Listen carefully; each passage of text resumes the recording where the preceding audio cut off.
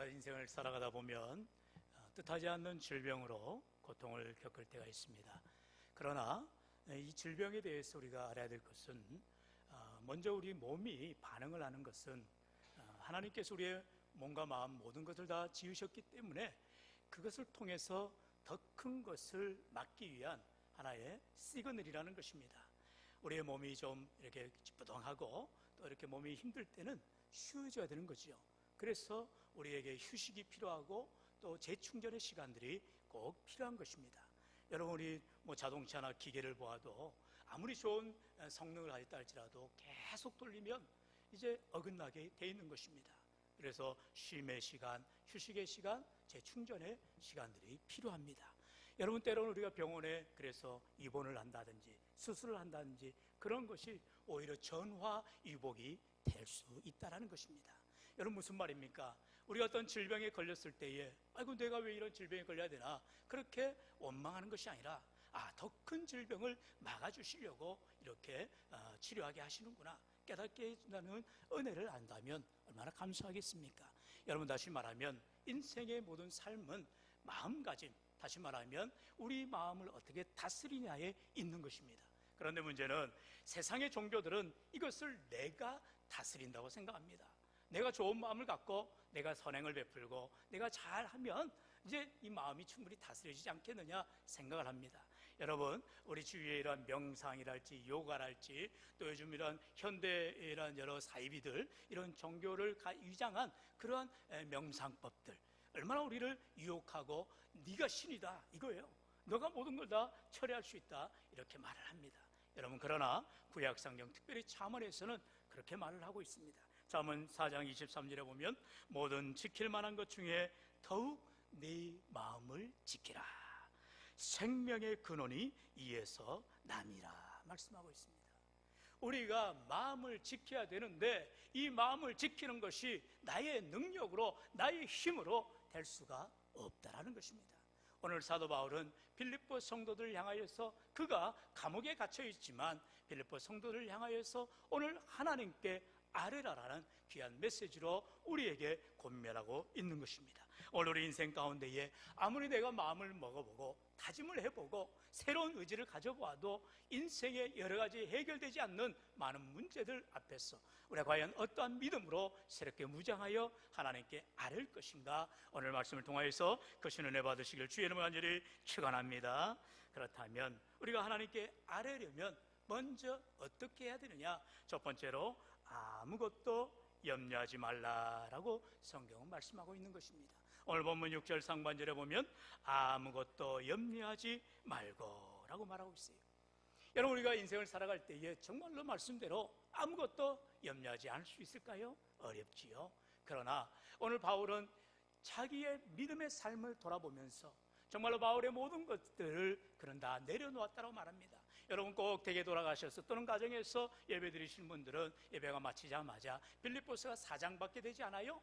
4장밖에 되지 않기 때문에 오늘 주일 하루 종일 시간 되실 때에 1장부터 쭉 읽어봐 보십시오. 바울은 빌립보서를 통하여서 그의 삶 가운데에 남들은 못 가져서 안달인 인생이 아니라 나는 모든 것을 배설물처럼 여겼다라고 그는 다 내려놓는 것을 봅니다. 그러면서 가장 위대한 고백, 빌립보서 4장 13절에서 내게 능력 주시는 자 안에서 내가 모든 것을 할 수 있던 이러한 자신감의 믿음의 고백을 하는 것을 보지요. 이처럼 인생 가운데에 염려하지 않는 삶을 바울은 살았다라는 것입니다. 지금 빌립보서를 쓰고 있는 이 바울은 현재 감옥에 갇혀 있습니다. 우리가 잘 알듯이 바울의 4가지 서신, 에베소서, 빌립보서, 골로새서, 빌레몬서, 에빌골몬이라 하죠. 이 4서신서가 바로 옥중 서신입니다. 바울은 그가 쓴 많은 성경 가운데서 특별히 옥중에서 하나님의 백성들을 향하여서 그가 말씀을 증거하고 있는 것을 봅니다. 그런데요, 빌립보서는 우리가 잘 알듯이 우리 핵심어가 기쁨이라는 단어를 사용하는 것을 봅니다. 특별히 4장에 들어와서 주 안에서 기뻐하라, 4절에 보니까 주 안에서 항상 기뻐하라라고 말하고 있습니다. 한번 따라해 볼까요? 주 안에서 항상 기뻐하라. 할렐루야. 여러분, 우리가 항상 기뻐하기 어렵습니다. 그렇기 때문에 단서를 붙이지요. 주 안에서 항상 기뻐하라는 것입니다. 다시 말하면 아무것도 염려하지 말라라는 것도 다시 말하면 주 안에서 아무것도 염려하지 말라라는 것입니다. 여러분, 자녀들은요, 아침밥을 먹고 나서 점심을 뭘 먹을까 고민하고 있어요. 왜요? 엄마가 맛있는 점심을 해줄 것을 기대하기 때문에 그렇습니다. 애가 무슨 밥을 합니까? 반찬을 만듭니까? 아니에요. 이제 배꼽시계가 점심때가 되면 꼬르륵 하면서 밥상 앞에 나옵니다. 엄마 밥 줘! 그러면 되는 거예요. 그러면 엄마가 맛있는 밥을 해서 아이에게 먹여주는 것입니다. 마찬가지입니다. 우리가 주 안에 있다는 것은 바로 이와 같이 하나님 안에 있을 때에, 주님 안에 있을 때에 주님이 내 모든 문제를, 내 모든 염려를, 내 모든 근심을, 내 모든 걱정을 물리쳐 주시고 우리 안에 참된 평안과 은혜와 기쁨을 주심을 믿을 때에 주 안에서 항상 기뻐하는 귀한 삶이 되는 줄로 믿습니다. 사랑하는 성도 여러분, 바울은 지금 감옥에 갇혀 있다는 것입니다. 비록 그가 감옥에 갇혀 있지만 왜 내가 예수님을 전하다가, 복음을 전하다가 감옥에 갇혀야 하는가? 원망하는 인생이 아니다라는 것입니다. 비록 그가 복음을 전하다가 감옥에 갇혔을지라도 그는 여전히 기뻐하는 것을 봅니다. 왜요? 여전히 그 감옥 안에서도 그는 주님 안에 있기 때문에, 감옥이든 어디든 주님과 함께하는 삶을 살기 때문에 바울은 염려, 걱정, 근심이 없다는 것입니다. 오늘 우리 인생 가운데 참으로 하나님께 간절히 아뢰는 믿음의 삶을 살기를 원한다면 정말 주 안에 거하여서 아무것도 염려하지 않는 믿음의 삶이 되기를 주의 이름으로 축원합니다. 우리 예수님께서도 이 염려 부분에 대해서 분명하게 말씀을 하셨지요. 우리 마태복음 6장입니다. 우리 31절로 34절의 말씀을 저 아래 한 절씩 교독해 볼까요? 그러므로 염려하여 이르기를 무엇을 먹을까, 무엇을 마실까, 무엇을 입을까 하지 말라.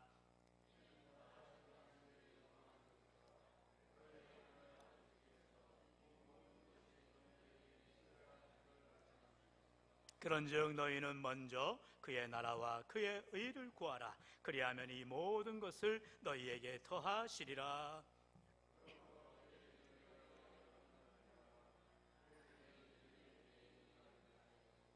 한날의 괴로움은 그날로 족하니라. 아멘. 한 번 더 따라해 봅시다. 내일 일을 위하여 염려하지 말라. 할렐루야.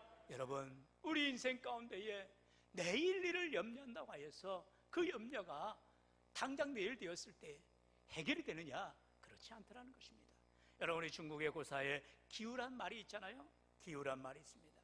그 기우라는 것은 쓸데없는 염려하지 말라는 거예요. 일어나지도 않는 일을 염려하지 말라는 거예요. 여러분, 우리가 인생을 살아다 보면요, 인생의 모든 질병의 근원은 다 스트레스라고 보통 말합니다. 아무리 박사학위를 가진 의학 박사인 닥터들도 병을 진단해보고 나서는 뭐 이래도 안 나오고 저래도 안 나오면 요즘 신경 쓰는 게 많으신가 봐요. 스트레스를 줄이세요. 이런 말은 좋아요. 우리가 열심히 일을 하다 보면 스트레스가 안 쌓일 수가 없습니다. 장사한 사람들은 어떻게든 물건을 팔아야 되고, 일하는 사람들은 어떻게든 돈을 벌기 위해서 열심히 일을 해야 되는데 몸과 마음이 지치니 스트레스가 쌓일 수밖에 없죠. 우리 인생은 다 그래서 고난의 삶인 것입니다. 그런데 어떤 사람이 염려하지 않는 삶을 살아가느냐? 우리 주님께서 말씀하시더라는 거예요. 이방 사람들은 무엇을 먹을까, 무엇을 마실까, 무엇을 입을까, 다시 말하면 의식주의 문제에 허덕이면서 살아간다는 것입니다. 마치 다람쥐가 쳇바퀴를 계속해서 뺑뺑 돌듯이 인생의 그러한 사이클을 벗어나지 못하는 삶이 되더라는 것이에요. 심지어 내일 죽을지도 모르는데 오늘 열심히 일해가지고 돈을 쌓아두면 뭐 할 것입니까? 그게 나에게 전혀 도움이 되지 않아요. 여러분, 그러나 예수님께서 이 모든 것, 바로 세상 사람들이 구하는 무엇을 먹을까, 무엇을 마실까, 입을까 염려하지 말라라는 것입니다. 그러면 무엇을 우리가 구해야 되느냐? 바로 하나님의 나라와 의를 먼저 구하라는 것입니다. 삶의 우선순위를 말하고 있습니다. 여러분, 우리가 살아가는데 우리가 무엇을 먹을까, 마실까 염려하지 않을 수가 있어요. 열심히 일해야 됩니다. 최선을 다해야 됩니다. 성실하게 살아야 됩니다. 정직하게 살아야죠. 그런데 문제는 무엇이냐? 그것이 내 성공을 위한 삶이 되어서는 안 된다는 것입니다.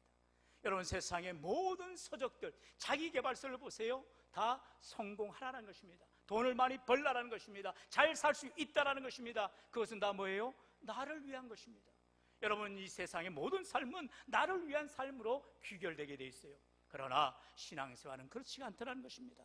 비록 내가 좀 없어도, 못 살아도, 어려워도 하나님을 위해 살아가는 인생이 되어줄 때에, 몸된 교회를 위하여서 주의 나라와 주의 영광을 위하여 살아갈 때에 우리 하나님께서는 없는 것도 있게 하여 주시는 은혜가 있게 되는 줄로 믿습니다. 바로 이게 신앙의 놀라운 전환인 것입니다. 여러분, 우리가 이 땅을 살아가면서도 여전히 세상에 발을 디디기 때문에 우리는 이 땅을 살아가야 되는 것입니다. 그러나 우리가 그하여야 할 본향, 우리의 본적지는 이 땅이 아니라는 것입니다. 여러분, 아무리 우리가 의료기술이 좋아지고 생활이 편해져서 이제는 100살이 넘어가고 120살, 150살, 200살을 산다 한들 우리는 영원히 이 세상에서 살아갈 수는 없다는 것입니다. 우리가 돌아가야 될 그 하늘나라 천국을 소망하면서 그곳에서 하나님과 함께 해같이 빛나는 삶, 영원토록 빛나는 삶, 하나님을 기뻐 찬양하며 영광 드리는 귀한 인생이 되길 원한다면 우리에게 주어진 이 땅에서의 삶을 살아가면서 하루를 살더라도 열심을 다해서 최선을 다해서 하나님의 영광을 위하여서, 주님의 나라를 위하여서, 몸된 교회를 위하여서 우리가 눈물 주리며 기도하며 섬기며 나아갈 때 하나님께서 반드시 갚아주시는 은혜가 있게 되는 줄로 믿습니다. 여러분, 그렇기 때문에 베드로 사도는 베드로전서 5장 7절로 말합니다. 너희 염려를 다 주께 맡기라. 이는 그가 너희를 돌보심이라 말씀하고 있습니다. 하나님이 우리를 지켜주신다면, 하나님이 우리를 보호해 주신다면 내 염려, 근심, 걱정을 다 주님께 맡겨버리라는 것입니다. 염려하지 말고 주님께 내 모든 근심, 걱정을 다 아뢰시기를 축원합니다. 바로 두 번째로 이러한 하나님께 아뢰는 것은 바로 기도와 간구를 드리라는 것입니다. 특별히 모든 일에 기도와 간구를 드리라는 거예요. 어떤 일에 있어서는 이건 내가 할 수 있으니까 기도 안 해도 되겠지, 아니라는 거예요. 어떤 일이든 간에, 크든 일이든 작은 일이든 어떤 일이든 간에 모든 일에 기도하라는 것입니다. 잘 될지 못 될지 어찌 될지 우리는 알 수가 없어요. 하나님의 뜻하신 가운데 하나님의 응답이 이루어지기 때문에 우리는 하나님 앞에 기도해야 하는 것입니다. 그래서 6절 중반절에 말하지요. 아무것도 염려하지 말고 다만 모든 일에 기도와 간구를 드리라는 것입니다. 여러분, 염려를 없애는 가장 확실한 방법이 바로 하나님 앞에 엎드리는 것입니다. 하나님 앞에 기도하는 것입니다. 내 모든 염려 하나님 앞에 맡기는 것입니다. 하나님을 의지하는 것입니다. 주님을 부르는 것입니다. 주님 앞에 구하는 것입니다. 그럴 때에 내 염려를 우리 주님이 맡아주시는 줄로 믿습니다. 우리가 잘 아는 야베스의 기도를 보면 역대상 4장 10절이지요. 우리 10절 같이 읽어볼까요? 시작. 야베스가 이스라엘 하나님께 아뢰어 이르되 주께서 내게 복을 주시려거든 나의 지역을 넓히시고 주의 손으로 나를 도우사 나로 환난을 벗어나 내게 근심이 없게 하옵소서 하였더니 하나님이 그가 구하는 것을 허락하셨더라. 아멘. 여러분, 야베스는 그가 태어나면서부터 수고로이 나왔다. 그래서 이름이 야베스라고 성경은 말하고 있지요. 태어날 때부터 고통의 삶으로 살아가는 인생이었다는 것입니다. 그러나 이 야베스는요, 하나님 앞에 기도하는 사람이었다고 말합니다. 뭐라고 기도해요? 하나님, 주님의 손으로 나를 도와주세요. 주님이 나를 도와주셔서 내 환난을 벗어나게 하시고 내게 근심이 없게 하여 주옵소서. 여러분, 우리의 인생 가운데에 염려, 근심, 걱정이 없는 사람이 없는데 어떻게 하면 이 염려, 근심, 걱정을 이겨내느냐? 바로 하나님 앞에 야베스와 같이 주여 나를 도와주세요. 나로 하여금 환난을 벗어나게 해주세요. 내 모든 근심을 없애주세요. 내 모든 문제를 해결해 주세요라고 하나님 앞에 간구할 때에 하나님이 들으시고 허락해 주시는, 응답해 주시는 놀라운 역사가 있게 되는 줄로 믿습니다. 이처럼 믿음의 기도가 기적을 만들어내는 것입니다. 기도할 때에 하나님이 들으시고 응답해 주시더라는 것입니다. 여러분, 우리는 기도하지 않으면 절대로 일이 이루어지지 않은 것을 보게 됩니다. 특별히 우리가 잘 알듯이 이사야서에 보면, 또 열왕기하 20장에 보면 히스기야가 죽게 되었다고 했습니다. 병들어 죽게 되었어요. 여러분, 히스기야는 왕이었습니다. 그는 세상에 많은 의원들을 찾아갈 수 있고 그에 가진 모든 재산을 가지고 누구든지 찾아갈 수가 있어요. 이번 주간에도 아프가니스탄이 이제 탈레반에 의해서 점령이 되어지면서 제일 먼저 일어난 게 뭐예요? 세상에 그 아프가니스탄 대통령이라는 사람이 그 돈 수천억을 가지고 도망을 갑니다. 그게 무슨 지도자입니까? 여러분, 히스기야가 자기가 왕으로서 자기가 질병이 들었을 때 자기 능력 가지고, 자기 권력 가지고 의사들을 부를 수도 있었고 왕국으로 불러서 내 병을 낫게 해라, 안 그러면 넌 죽는다라고 할 수 있겠지요. 그러나 성경에 보면 히스기야는 믿음의 사람, 기도의 사람이었습니다. 우리 한번 말씀을 볼까요? 열왕기하 20장 1절로 6절의 말씀을 저렴 앉으시 교독해 봅니다. 제가 먼저 1절 읽습니다. 그때에 히스기야가 병들어 죽게 되매 아모스의 아들 선지자 이사야가 그에게 나와서 그에게 이르되 여호와의 말씀이 너는 집을 정리하라 네가 죽고 살지 못하리라 하셨나이다.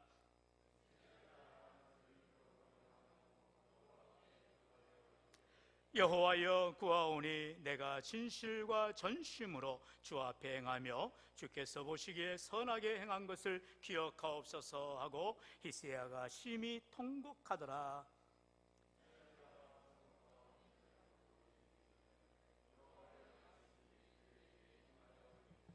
너는 돌아가서 내 백성의 주권자 히스기야에게 이르기를 왕의 조상 다윗의 하나님 여호와의 말씀이 내가 네 기도를 들었고 네 눈물을 보았노라. 내가 너를 낫게 하리니 내가 3일 만에 여호와의 성전에 올라가겠고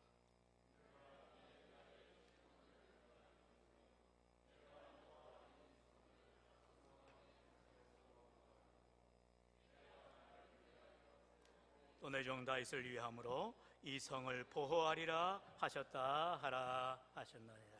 아멘. 하나님께서 히스기야의 눈물을 보았다는 것입니다. 하나님께서는 히스기야의 기도를 들었다라고 말씀하는 것을 봅니다. 여러분, 인생 가운데에 죽을 병에 걸린 히스기야, 이제는 죽게 되었구나 자포자기하는 인생이 아니다라는 것입니다. 죽을 병에 걸려도, 죽을 위기에 걸려도, 죽을 문제 앞에 있어도 여전히 하나님 앞에 나아가면, 하나님 앞에 엎드리면, 하나님 앞에 울며 기도하면 하나님이 들으시고 우리의 모든 문제를 해결해 주시는 놀라운 역사가 일어나게 되더라는 것입니다. 문제는 무엇입니까? 히스기야와 같이 하나님 앞에 나아가 기도하냐 기도하지 않느냐에 따라서 인생은 천지 차이가 되더라는 것입니다. 히스기야가 그의 모든 질병의 문제를 가지고 하나님 앞에 나아갑니다. 그리고 하나님 앞에 고백을 합니다. 기도합니다. 뭐라고 합니까? 3절에 내가 진실과 전심으로 주 앞에 행하며 주께서 보시기에 선하게 행한 것을 기억하옵소서. 주께서 보시기에, 저는 이 말씀 가운데 참 은혜를 받습니다. 히스기야가 참으로 사람 보기에 그가 선을 행한 것이 아니라 주께서 보시기에 선하게 행한 것을 기억해달라는 것입니다. 그러면 하나님께서 5절에 약속하셨지요. 우리 5절 말씀 다시 한번 같이 읽어볼까요? 5절 같이 읽어봅시다.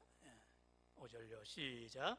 너는 돌아가서 내 백성의 주권자 히스기야에게 이르기를 왕의 조상 다윗의 하나님 여호와의 말씀이 내가 내 기도를 들었고 내 눈물을 보았노라. 내가 너를 낫게 하리니 내가 3일 만에 여호와의 성전에 올라가겠고. 아멘. 하나님께서는요, 나의 기도를 들으시길 원한다는 것입니다. 하나님께서는 나의 눈물을 보시길 원한다는 거예요. 하나님은 여전히 지금도 내 눈물 보시며 내 신음소리를 들으시며 내 걱정과 염려와 근심을 가지고 하나님 앞에 나와 하나님 앞에 엎드려 기도하는 자들의 기도를 들으시며 역사하여 주신다는 것입니다. 이와 같이 기도는 축복의 통로입니다. 기도는 응답의 통로입니다. 기도는 기적의 통로인 줄로 믿습니다. 여러분, 구하지 않는데 응답될 일은 만부당 천부당 한 일이라는 것입니다. 오늘도 하나님께서는 귀를 쫑긋 하시면서 우리 하나님의 백성들의 기도를 들으시길 원한다는 것입니다. 주 예수의 이름으로 기도하는 자마다 우리 하나님께서 가장 좋은 것들로 들으시고 응답하여 주시는 것입니다. 사랑하는 성도 여러분, 정말로 인생의 문제 앞에서 어찌할 수 없어서 발만 동동 구리면서 밤낮 잠 못 들이면서 고민하며 괴로워하지 마시고 하나님 앞에 그 자리에서 무릎을 꿇으십시오. 제가 좋아하는 미국의 배우가 있어요. 여러분 혹시 제 카톡 프사에 보면은 항상 그 영문 있잖아요. Put God First라고 써놨는데 그게 바로 덴젤 워싱턴이라는 배우가 한 말입니다. 덴젤 워싱턴, 아주 유명한 미국 흑인 배우입니다. 참 제가 좋아하는데요. 그는 아주 흑인이면서도 기품이 있고 그리고 미국의 대통령 역할도 하고 아주 귀한 역을 많이 합니다. 그가 자기의 그 출신 고등학교 대학이군요. 대학교에 가서 이제 졸업식 축사를 할 때가 있었습니다. 여러분, 보통 지금은 이제 그렇지 않겠지만 당시에 덴젤 워싱턴이 미국의 그 대학을 졸업하고 이 연예계, 특별히 할리우드와 같은 그러한 영화의 배우가 되려고 할 때는 아무도 그를 알아주지도 않았고요.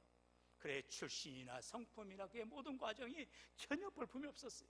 심지어 그가 나온 대학은 이름조차 들어보기 어려운 그 출신들이 누구냐라고 말할 정도로 아주 낙후된 대학이었습니다. 그런데 거기에서 댄젤 워싱턴이라는 아주 기라성 같은 선배가 걸출하게 나왔으니 얼마나 후배들이 귀를 쫑긋하겠습니까? 그런데 그 댄젤 워싱턴이 그 축사하는 과정에서 그 얘기를 합니다. 여러분, 하나님을 가장 앞에 두십시오. Put God first라는 것입니다.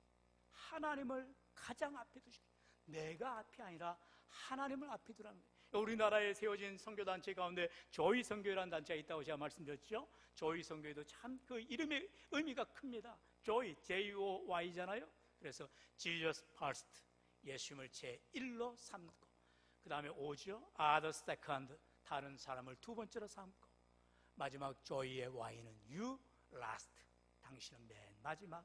이렇게 하는 선교단체의 그런 캐치프레이즈 저는 참 좋아합니다. 그런데요, 이 댄젤 워싱턴이 그렇게 아무도 알아주지 않는 그러한 낙후된 대학교에 자기 모교에 가서 학생들에게 Put God first를 말하면서 자기 예화를 얘기합니다. 저는 여러분, 이 자리에 이렇게 많은 사람들이 우러러보고 정말 세계적으로 유명한 배우가 되었지만 그 과정 속에는 정말로 무명의 세월들이 너무 많았습니다.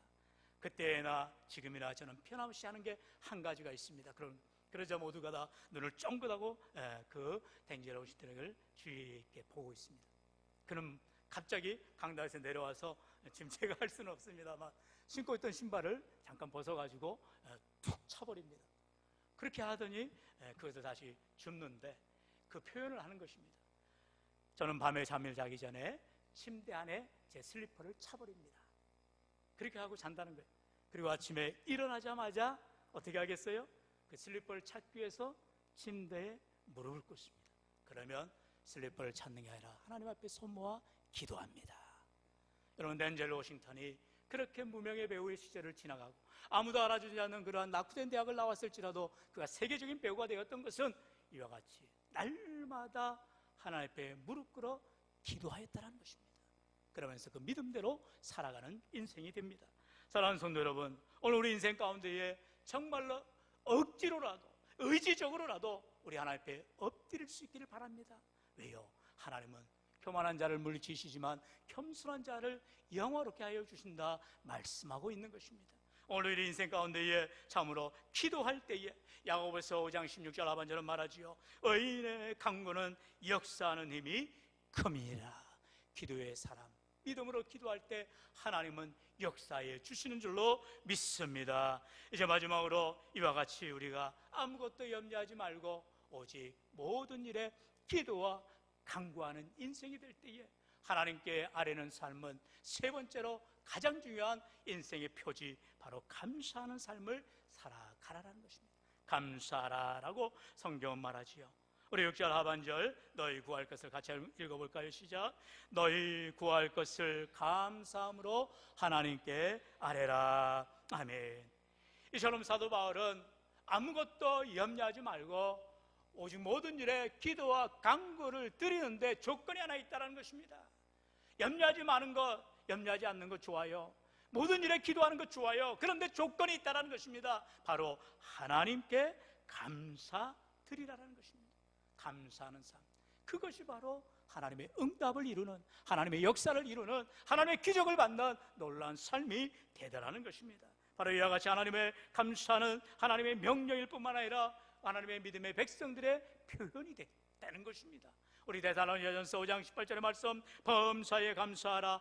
이것이 그리스도 예수 안에서 너희를 향하신 하나님의 뜻이라 말하고 있습니다. 여러분, 범사에 감사하는 삶, 늘 말씀을 드리지만 우리가 범사라는 것이 좋을 때만이 아니다라는 것이잖아요. 나쁠 때에도 어쩔 때든지 우리는 감사해야 된다는 것입니다. 제가 아는 우리 어느 목사님의 카톡 프사에 보니까 이런 그림을 올려놓은 걸 봤어요. 한번 보여주시죠. 네. 자기 얼굴을 이렇게 띄우지 않고 이걸 올렸더라고요. 한번 같이 읽어볼까요? 그러니까 감사, 그럼에도 감사, 그럴수록 감사, 그것까지 감사. 참 그로 시작하는 네 가지의 감사를 고백하더라고요.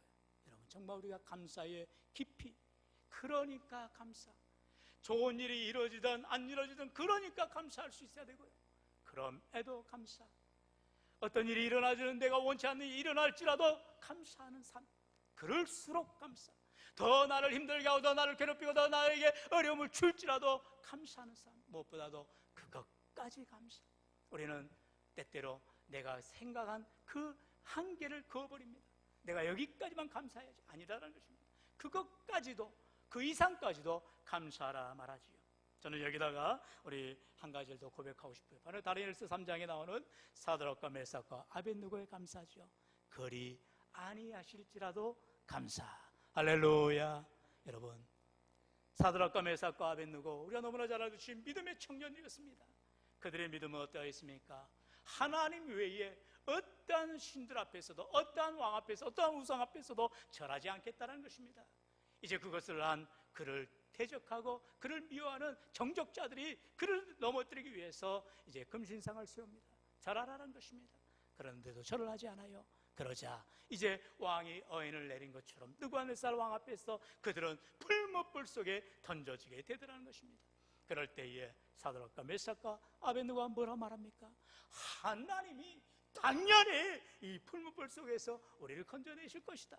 그게 믿음이죠. 그러나 그리 아니하실지라도 나는 하나님을 섬기노라 고백하는 것을 봅니다.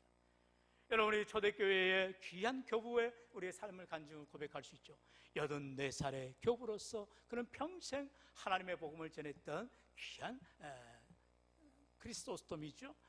그 교부가 그렇게 고백을 했습니다. 그는 죽음의 위기 앞에 이제 로마 황제의 명이 떨어집니다. 하나님보다도 황제 앞에 절을 하라는 것입니다. 실제로 있었던 초대교회 역사 아닙니까? 그러자 그는 그것을 거부합니다. 84세의 노인입니다. 얼마나 더 살겠어요? 2000년 전의 일입니다. 그런데 그 교부는 이제 그 앞에 놓여있는 그 불타는 그 볏짚단 위로 올라가면서 그렇게 고백합니다. 내가 84년을 살아오면서 하나님이 한 번도 나를 모른다 하지 않았는데 내가 어찌 지금 이 순간 내가 저 불길에서 내가 사라질지라도 내가 하나님 모른다라고 내가 부인할 수 있겠느냐? 그러면서 터벅터벅 그 화형대를 올라갔다고 합니다.